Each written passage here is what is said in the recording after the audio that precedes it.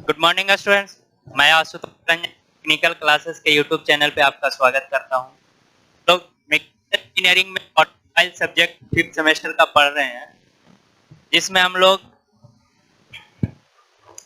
पहले ऑटोमोबाइल्स का क्लासिफिकेशन देख चुके हैं, व्हीकल का टाइप्स देख चुके हैं, कितने तरह का है, कैसे कैसे क्या बना हुआ रहता है। आज हम लोग पढ़ रहे हैं कंस्ट्रक्शन। बॉडी कंस्ट्रक्शन में बॉडी कंस्ट्रक्शन यहाँ पे आपको डायग्राम दिखाया गया है कि कार जो जनरली होता है या जो भी आप मोटर व्हीकल देखते हैं वो जनरली इस टाइप का बना हुआ होता है, जिसके ऊपर आपका सबसे पहले फ्रेम तैयार होता है।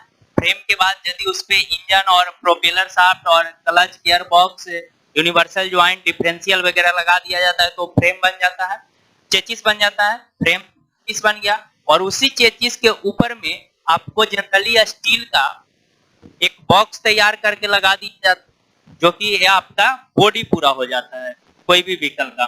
तो बॉडी में आपका आगे पार्ट्स होता है जिसके नीचे की इंजन कवर किया हुआ रहता है, उसको हम लोग बोलते हैं बोनट। और बोनट के जस्ट आगे आपका कर्व विंड स्क्रीन होता है, जिसको कि हम लोग बोलचाल की भाषा में शीशा बोलते हैं, जिससे कि ड्राइवर को विजिबिलिटी का पता चलता है, आगे का दिखता है कि क्या है। उसके बाद कोई भी चीज ऑब्स्टेकल आता है तो डायरेक्ट ड्राइवर पे अटैक ना हो, वो रुक जाए, इसलिए ये शीशा लगाया जाता है। उसके बाद आगे में आप फ्रंट बम्पर देखते होंगे, जो कि आपका गाड़ी कहीं टकरा रहा है या किसी भी तरह का ऑब्स्टेकल आ रहा है तो गाड़ी को डैमेज ना करे, वो आपका ऑब्स्टेकल डैमेज, वो आपका बम्पर डैमेज होता है, ये आपका हो गया। उसके बाद विंड स्क्रीन पिलर दिया हुआ रहता है, जिसके कि विंड स्क्रीन पिलर जो है आपका कर्व विंड स्क्रीन को सपोर्ट करने का काम करता है। उसके बाद आपका ये ऊपर में रूफ पैनल होता है, जिसको कि छत बोलते हैं। उसके बाद यहाँ पे आपका डोर पिलर होता है, जिसके कि आपका यहाँ पे जो खिड़की खुलता है, डोर आपका खिड़की को सपोर्ट करता है और ऊपर वाला रूफ पैनल को भी सपोर्ट करता है। जो पीछे आपका लगेज के लिए जगह दिया हुआ रहता है, उसको यदि ऊपर से कवर जो किया हुआ रहता है उसको बूट बोलते हैं, या इसको बूट और इसको बोला जाता है आपको बूट बोलते हैं। और ये आपका रेयर बम्पर हो गया, जो कि पीछे से कोई चीज आकर के टकरा रहा है तो उसको रोकने का काम करता है। पीछे में आपका एक एग्जॉस्ट पाइप होता है जिससे धुआं बाहर निकलता है। यहाँ पे दो डोर दिखाया गया है, तो उस तरफ भी डोर होगा। बॉडी सीलिंग आपका स्ट्रॉन्ग पार्ट्स होता है, जो कि गाड़ी को मजबूती से सपोर्ट का काम करता है, ऊपर के बॉडी के पार्ट्स को। ये जनरली आपका यहाँ पे लिखा हुआ है कि the body is a part of the vehicle that carries the driver and car, यानी कि आपका बॉडी जो है एक व्हीकल का पार्ट है जो आपको कैरी कर रहा है, एक जगह से दूसरे जगह ढो रहा है। आपका carry the driver and the passenger, driver और पैसेंजर को और सामान को, या सामान को ड्राइवर और पैसेंजर को, या ड्राइवर और सामान को। It is made of seat steel, ये जनरली सीट स्टील का बना हुआ है, जिसका की थिकनेस जो होता है 0.6 से 3 mm तक मैक्सिमम थिकनेस होता है, और welded into a box shape के वेल्डेड होता है। It is a beam set at in by the wheel, और जो व्हील होता है, व्हील से आपका इसका सपोर्ट लिया हुआ रहता है, जिसके कि अंदर में हम लोग को दिख नहीं रहा है, लेकिन वहां पे ऊपर क्या किया रहता है, सपोर्ट रहता है, जो कि आपका ईच एंड पे मतलब 4 जगह पे सपोर्ट रहता है। हम लोग आगे जब शॉक एब्जॉर्बर पढ़ेंगे तो उसमें देखेंगे कि किस तरह से शॉकर उसको गाड़ी को रोक रहा, मतलब सपोर्ट किए हुए। ये आपका देखिए main of the car body में क्या क्या आएगा, बोनट आएगा। बोनट को हुड भी बोला जाता है, बोनट को हम लोग हुड भी बोलते हैं। बोलचाल की भाषा में सुने होंगे कि बोनट को उठाइए या हुड को उठाइए। तो जब ये क्या है कि bonnet over the engine compartment, मतलब इंजन कंपार्टमेंट के ऊपर में जो आपका बॉडी का पार्ट मिल रहा है उसको हम लोग क्या बोलते हैं, बोनट बोलते हैं, जो कि आपका इंजन के कंपार्टमेंट के ऊपर में हो। उसके बाद curve wind screen of safety glass, एक तरह का सेफ्टी ग्लास है जो gives driver a good field of vision, मतलब ये आपका सेफ्टी ग्लास है जो कि ड्राइवर को आगे तो आपका फील्ड है विजिबिलिटी के लिए कि बढ़िया दिखे, इसके लिए आपको ये कर्व विंड स्क्रीन लगाया जाता है। उस विंड स्क्रीन पैनल है, it provides support for wind screen glass. आपका विंड स्क्रीन ग्लास को सपोर्ट करने के लिए कुछ ना कुछ चाहिए, वो लगा हुआ है कर लगा हुआ है जो कि आपको इसको सपोर्ट करेगा, विंड स्क्रीन को, कर्व विंड स्क्रीन को। उसके बाद है बॉडी सील। बॉडी सील जो है it is usually a major strength member of the structure, मतलब आपके बॉडी के स्ट्रक्चर का जो सबसे मजबूत स्ट्रेंथ वाला मेंबर जो होता है वो बॉडी सील होता है। वो नीचे होता है, वो आपका क्या करता है, पूरे बॉडी को वही सपोर्ट किए हुए रहता है। उसके उसके नीचे क्या है, चेचिस है, और चेचिस के नीचे आपका फ्रेम हो गया। तो बॉडी सील जो है ये आपका मेजर स्ट्रेंथ का है, मजबूत मेंबर है स्ट्रक्चर का, जो कि आपको यूजुअली जो है पूरे बॉडी को सपोर्ट किया रहता है। डोर पिलर है। डोर पिलर कहाँ है, देखिए आपका ये डोर पिलर है, ये आपका डोर पिलर है जो यहाँ से वहां तक डोर पिलर गया। ये क्या है, it provide support for roof, roof को सपोर्ट करता है, ऊपर वाला छत को। And carries हिंग्स and door lock, आपका जो आपका डोर है, डोर को खोलिएगा बंद कीजिएगा तो उसको लॉक करने के लिए और उसको सपोर्ट करने के लिए, हिंज करने के लिए, मतलब हिंज एक ऐसा सपोर्ट है जो आपका रोटेट कर सकता है, वहां से घूम सकता है, मतलब सब एक तरह से लॉक है वो, लेकिन पूरी तरह से एक सपोर्ट होता है कि पूरा तरह से जबरदस्त उसको पकड़ लिए, मतलब उसको हिला डुला नहीं सकते हैं। और एक सपोर्ट होता है जिसको कि आप आगे पीछे कर सकते हैं, तो यहाँ पे आपका उस तरह का रहता है। वो आप देखे होंगे कि डोर को खोलना बंद करना ये सब डोर पिन से ही काम किया जाता है।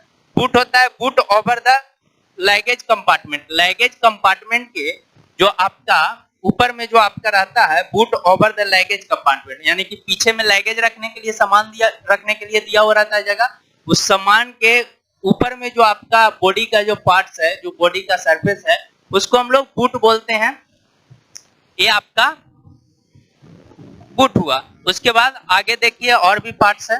डोर एंड साइड पैनल है, डोर एंड साइड पैनल है आपका। देखिए यहाँ पे डोर एंड साइड पैनल होता है, जो डोर है और साइड पैनल है, जो कि ये क्या काम करता है, it is a strong enough to resist some side impact. यदि आपके बगल से, साइड से कोई चीज इंपैक्ट करता है, इसे टकराता है, तो उससे आपको रोकने के लिए स्ट्रॉन्ग बना हुआ एक मेटल का, स्टील का ही बना हुआ ये पार्ट्स होता है, बॉडी का ही ये पार्ट्स है। तो door and side panel it is a strong enough to resist some side impact, side impact को रेजिस्ट करने के लिए, रोकने के लिए आपके पास क्या है, तो डोर है या साइड पैनल भी उसको बोला जाता है। डोर एंड साइड पैनल है, मतलब आपका डोर तो ये होता है, उसके बाद बगल का बचा हुआ रहता है, उसको साइड पैनल बोलते हैं, कि वो चीज आपको क्या कर रहा है, साइड इंपैक्ट को रोक रहा है।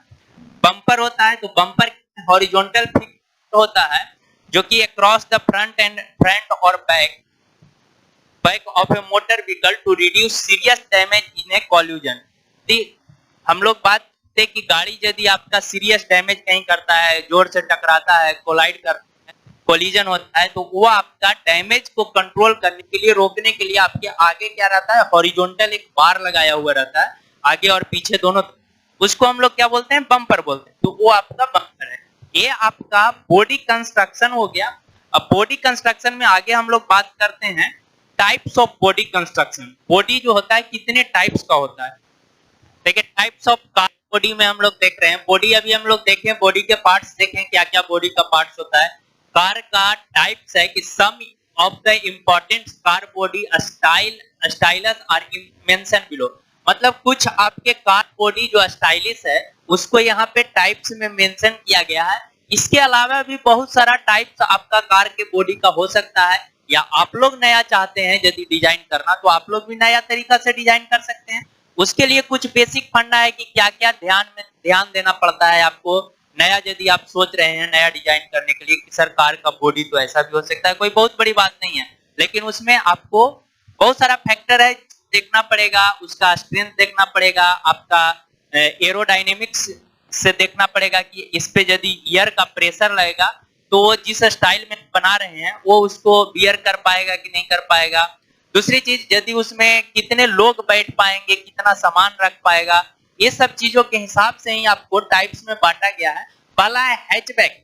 हैचबैक जो है ये आपका गाड़ी जो पीछे पहले आता था, इसका जो आता था वो आपका गाड़ी पीछे से सामान रखने के लिए जगह नहीं था या बहुत कम जगह रहता था। इस तरह का हैचबैक में आपको मुश्किल से 4 लोग बैठ पाते थे, जो पहले आया था हैचबैक। उसके बाद सेडान है। सेडान में 4-5 लोगों के लिए जगह था और पीछे में आपका जगह सामान रखने के लिए भी दिया हुआ था। एमयू और एसी व्यू ये गाड़ियां आजकल चलती है, बहुत अच्छी गाड़ी है। और ये आपका एमयू व्यू मतलब हो गया मल्टी यूटिलिटी व्हीकल, और एसी व्यू मतलब हो गया स्पोर्ट यूटिलिटी व्हीकल। मतलब मल्टी यूटिलिटी व्हीकल मतलब इस गाड़ी में आपका अंदर में जो सीट अरेंज रहता है, उस सीट को आप अरेंज करके 5 लोग या 7 लोग या 10 लोग तक मैक्सिमम उसमें बैठ सकते हैं। सीट को आप आगे पीछे अरेंज करके मल्टी यूटिलिटी व्हीकल है। मतलब आप 4 लोग बैठना चाहते हैं या सोना चाहते हैं तो उसमें भी आप उसके लिए एडजस्ट कर सकते हैं सीट को और सो सकते हैं। स्पोर्ट्स यूटिलिटी व्हीकल है एसयूवी, ये भी उसी तरह का है। तो एमयू और एसीयू ये सब किसके कारण हो रहा है? तो आपके कार के बॉडी के कारण, कि ऐसा स्पेसियस बनाया गया है, उसमें इलेक्ट्रोमैकेनिकल डिवाइस लगाया गया है जो सीट को इधर उधर अरेंज कर सकता है। वो जब हम लोग डिटेल्स में पढ़ेंगे, लेकिन यदि डिटेल्स में बात किया जाए तो ये जो आपका चैप्टर है बहुत बड़ा हो जाएगा और बहुत बड़ा हम लोग को ले नहीं जाना, इसलिए शॉर्ट में आपको समझाया जा रहा है ताकि हम लोग आपका जो पेपर हो उसमें आप नंबर गेन कर सके। और ज्यादा आप यदि जानकारी चाहते हैं तो बहुत सारा रिसोर्सेस है जिससे कि आप जानकारी ले सकते हैं। उसके बाद कोप्पा है। कोप्पा जो है ये भी आपका सेडान की तरह ही है, और इसमें आपका जो सेडान था उसी तरह से 4-5 लोगों के बैठने के लिए जगह होता है, पीछे आपका सामान रखने के लिए केबिन दिया हुआ रहता है जिसमें कि आप सामान रख सकते हैं। ये आपका हो गया। ये अभी आजकल गाड़ियां कन्वर्टिबल का बहुत डिमांड चल रहा है। कन्वर्टिबल जो है आप देखे होंगे कि बहुत सारे गाड़ियां मूवी वगैरह में देखे होंगे कि का बॉडी होता है, बॉडी का ऊपर वाला पार्ट जो है उसको हटा दिया जाता है। आपके जरूरत के हिसाब से आप चाहते हैं तो उसको लगा भी सकते हैं, आप चाहते हैं तो उसको फोल्ड करके अंदर कर सकते हैं और पूरा खुल जाएगा, गाड़ी आपका खुला हुआ रहेगा। उसमें आपका से जगह के लिए वो गाड़ी जनरली डिजाइन किया गया था जहां पे कि धूल कण रोड पे बहुत कम रहता है। अब बिहार में या भारत के कोई भी शहर में देखिए तो बहुत ज्यादा धूल कण रहता है, तो यहाँ के हिसाब से वो सही नहीं है। लेकिन वैसा है जिसके हिसाब से कि आपका धूल कण नहीं है, आप खुले शहर में खुला चलना चाहते हैं जिसमें कि आपका एयर जो है डायरेक्ट बॉडी से टकराए, कांटेक्ट में रहे। एयर विथ हेयर भी उसको बोलते हैं कि आपका एयर जो है वो हेयर से टकराए, तो उसको हम लोग बोलते हैं कन्वर्टिबल। जिसमें कि आपका इसमें भी आपका कन्वर्ट करने के लिए जो आपका ऊपर का जो डिजाइन होता है उसको फोल्ड करने के लिए आपको इलेक्ट्रोमैकेनिकल डिवाइस लगाया हुआ रहता है। इलेक्ट्रोमैकेनिकल मतलब इलेक्ट्रिकल और मैकेनिकल दोनों को मिला करके डिवाइस लगाया जाता है जिसको कि आप बटन दाबें और वो क्या करेगा, उसको फोल्ड कर देगा। और फोल्ड करने के बाद आप जब फिर से चाहते हैं कि उसको लगा लें तो फिर से बटन दबाइए, वो आपका लग जाएगा। तो एक कन्वर्टिबल टाइप का बॉडी है कार का बॉडी। वैन आप लोग देख रहे हैं, वैन जो आता था वो मारुति सुजुकी का ओमनी एक गाड़ी आता था जो आजकल भी आप रोड पर देखते होंगे, बहुत पुरानी गाड़ी है। तो उसमें आप देखते होंगे कि सीधा इस तरह से बना हुआ रहता है गाड़ी, इस तरह का बना हुआ रहता है, मतलब प्रॉपर डिजाइन नहीं है। इसमें क्या होता है कि आपका एयर का जो प्रेशर आता था वो डायरेक्ट इससे टकराता था, तो इससे डायरेक्ट टकराता था तो एरोडायनेमिक्स का होता था, लेकिन पूरा ऐसा नहीं रहता है, थोड़ा सा कर्व बनाया रहता है। तो ये आपका ओमनी गाड़ी देखे होंगे, ये आपका वैन था। जीप आप लोग देख रहे हैं, उसका बॉडी किस तरह का रहता है। ऊपर का जनरली जीप में क्या किया जाता है कि स्टील के ना बना करके आपका दूसरे मटेरियल का भी बनाया जाता है, लेदर वगैरह का बनाया जाता है। तो उसका जीप हो गया। पिकअप आप देख रहे हैं जिसमें कि सामान ढोने के लिए जनरली यूज होता है, तो वो आपका पिकअप हो गया। ये डिफरेंट टाइप्स का कार का बॉडी हो गया जिसके कि स्टाइल के आधार पे आपको उसको अलग अलग टाइप में डिवाइड कर दिया गया है।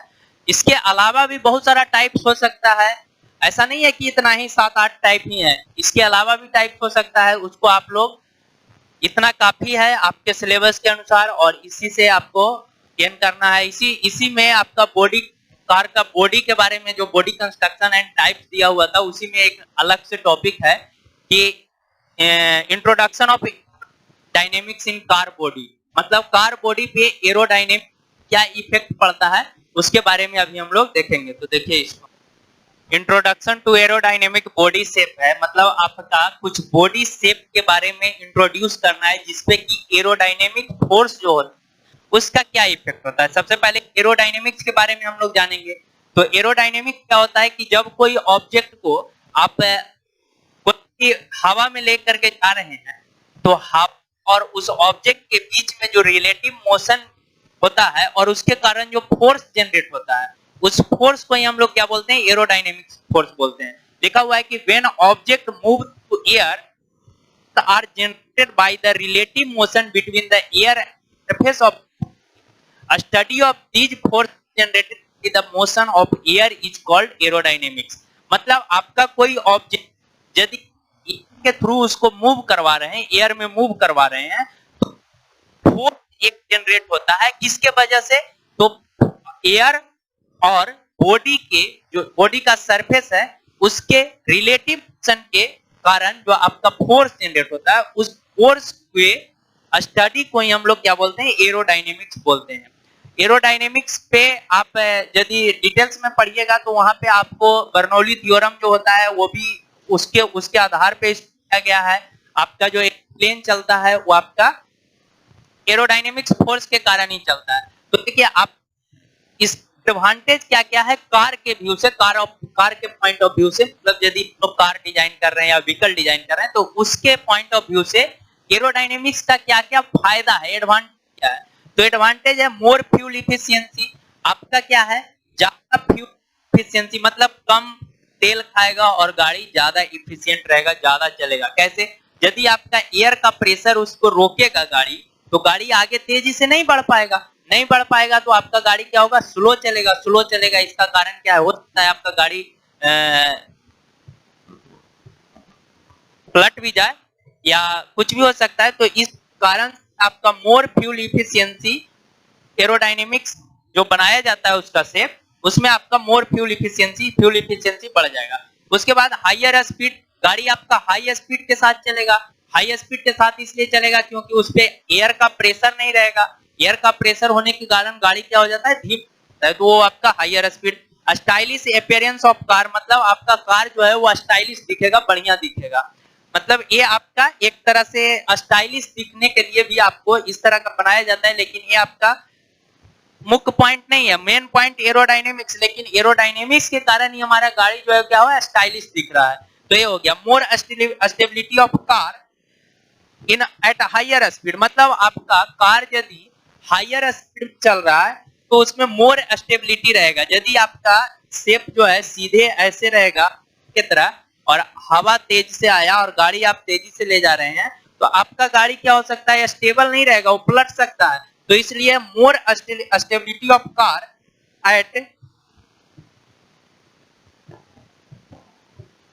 एट हायर स्पीड, मतलब आपका क्या है कि हायर स्पीड पे आपका गाड़ी जो है वो मोर स्टेबल एरोडायनेमिक्स के कारण। रिड्यूस नॉइज लेवल, आप जब डायरेक्ट हवा को रोकने वाला रहेगा तो आपका वहां पे एयर का भी आवाज होगा, जो कि आवाज एक तरह का निकलेगा, तो उस आवाज को भी रिड्यूस करने का काम करेगा एरोडायनेमिक्स के कारण। अब आपका क्या है, कुछ शेप इधर दिखाया गया है, उस शेप का नाम लिखा हुआ है और उसका ड्रैग कोएफिशिएंट दिया हुआ है कि आपका ड्रैग कोएफिशिएंट होता क्या है। देखिए इस फिगर में आप देख रहे होंगे तो ये आपका थ्रस्ट फोर्स है, जो इंजन जो है गाड़ी को आगे धकेलने के लिए थ्रस्ट फोर्स होता है। गाड़ी का वेट जो रहेगा वो नीचे की तरफ लगेगा, ऐसा वेट फोर्स जो ग्रेविटेशनल फोर्स होता है, ये आपका वेट फोर्स, और ऊपर की तरफ लिफ्ट फोर्स होता है, और ये आपका जो लगता है वो ड्रैग फोर्स होता है।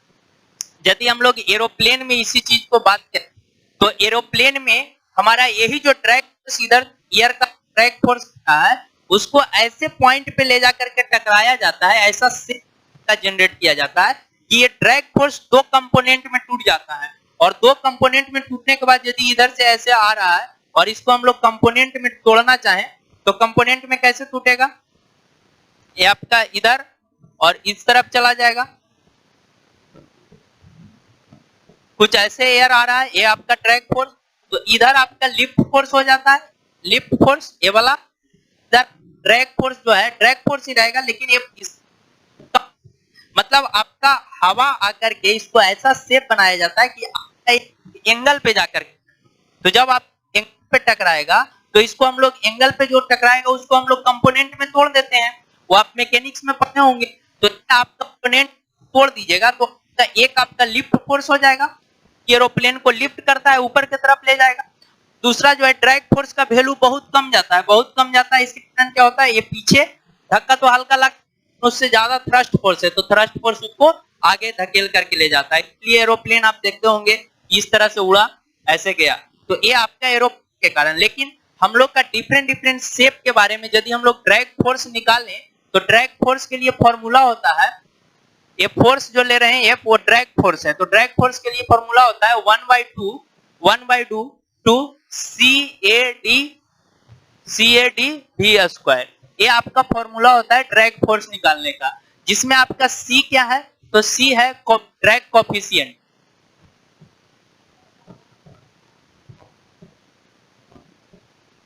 ड्रैग कोफिशिएंट A क्या है, A है आपका फ्रंट का एरिया, फ्रंटल एरिया।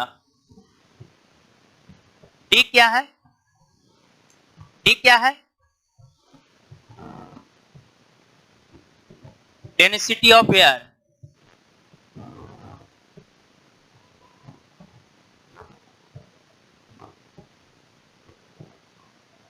और V क्या है, velocity of air. Velocity of object, ये आपका ड्रैग फोर्स निकलेगा इससे। C है कोफिशिएंट, ड्रैग कोफिशिएंट। ये जो है आपका फ्रंट का एरिया है, यानी कि शेप पे डिपेंड करेगा एरिया। उसके बाद D जो है वो डेंसिटी है एयर का, तो एयर का डेंसिटी है, उसको तो हम लोग कुछ कर नहीं सकते हैं, वो डिफरेंट डिफरेंट प्लेस पे डिफरेंट डिफरेंट होगा, वो माइनर इफेक्ट करेगा। लेकिन आपका जो वेलोसिटी ऑफ ऑब्जेक्ट है वो आप कंट्रोल कर सकते हैं, और आपका फ्रंटल एरिया मतलब मुख्य रूप से फ्रंट का जो एरिया है उसी को कंट्रोल कर सकते हैं। और एरिया यदि हम लोग डिफरेंट टाइप का देखें तो उसका ड्रैग कोफिशिएंट अलग अलग होता है, तो वो ड्रैग कोफिशिएंट को भी हम लोग एरिया को यदि कंट्रोल करेंगे तो ड्रैग कोफिशिएंट अपने आप कम हो जाएगा। तो ड्रैग कोफिशिएंट मतलब C कम गया, ये आपका एरिया कम गया, तो आपका फोर्स जो है वो कम कम लगने लगेगा। तो जब फोर्स डायरेक्टली प्रोपोर्शनल का फोर्स कम लगने लगेगा तो गाड़ी का जो इधर से फोर्स ड्रैग फोर्स जो लग रहा था वो कम लगेगा, तो आपका गाड़ी हायर स्पीड में चलेगा। वो आपका देखिए स्फीयर है, तो स्फीयर के लिए जो आपका ड्रैग कोफिशिएंट होता है 0.47 होता है। से आपका ये थ्योरेटिकली आपका निकाला हुआ है पहले से ऑलरेडी, और इसका जो स्फीयर है उसका 0.47 होता है। ये आपका हाफ स्फीयर है तो 0.42 होगा, ये आपका कोन है तो 0.50 होगा, ये आपका क्यूब है तो 1.05 क्यूब है तो सबसे ज्यादा होगा, सिलेंडर है तो 1.15 सबसे ज्यादा इसमें है सिलेंडर में। उसके बाद स्ट्रीम मतलब इस तरह का बॉडी है स्ट्रीमलाइन बॉडी तो 0.04 बहुत कम है, 0.04 स्ट्रीमलाइन बॉडी है तो उसका 0.09 मतलब हाफ स्ट्रीमलाइन बॉडी है तो थोड़ा सा ज्यादा। तो जनरली हम लोग हाफ स्ट्रीमलाइन बॉडी ही कार वगैरह को डिजाइन करते हैं। ये जो निकाला गया है ड्रैग कोफिशिएंट से निकाला गया है, तो ये आपका प्रैक्टिकली किया गया है, एक टनल बनाया जाता है जिसको कि एयर टनल बोलते हैं। और उस टनल में क्या कि आपका एक तरफ से या तो बहुत तेज छोड़ा, उस टनल में डिफरेंट डिफरेंट के ऑब्जेक्ट रखा जाता है, जैसे आपका स्फीयर हो गया, हाफ स्फीयर हो गया, कोन, क्यूब, कोई भी एक ऑब्जेक्ट, और या कार को ही इसी तरह के डिजाइन करके आपका या ज्योमेट्रिकल शेप लेकर के इसमें जो चलाया जाता है, तो उससे जो फोर्स हम लोग कैलकुलेट करते हैं, तो ये फोर्स कैलकुलेट करने के बाद फोर्स हम लोग को पता चल जाता है वहां पे एक्सपेरिमेंट में, और आपका ये कोफिशिएंट जो है वो निकाल लिया जाता है वहां से। तो ये आपका तरीका है ड्रैग कोफिशिएंट निकालने का। ये आपको सिर्फ एरोडायनेमिक्स के बारे में इंट्रोडक्शन लेना है, introduction aerodynamics of body shape लिखा हुआ था, मतलब डिफरेंट डिफरेंट बॉडी शेप पर क्या एरोडायनेमिक्स का इफेक्ट होगा उसके बारे में हम लोग को जानना था, वो जान लिए। आज का क्लास यहीं पे खत्म किया जाता है, तब तक के लिए थैंक यू, बाय।